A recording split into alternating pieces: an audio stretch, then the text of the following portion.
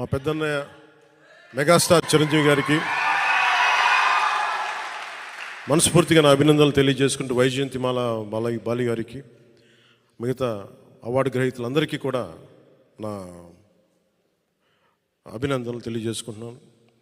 ప్రత్యేకించి పద్మ అవార్డ్స్ గురించి మాటలు చెప్పి ముగిస్తాను. నరేంద్ర మోదీ గారికి మనస్ఫూర్తిగా నా అభినందనలు తెలియజేస్తాను. ఎందుకంటే మారుమూల ప్రతిసారి పద్మ అవార్డ్స్ అనగానే రికమెండ్ చేస్తారు, ఈ వ్యక్తికి ఇవ్వాలి, ఈ వ్యక్తికి ఇవ్వాలి అని.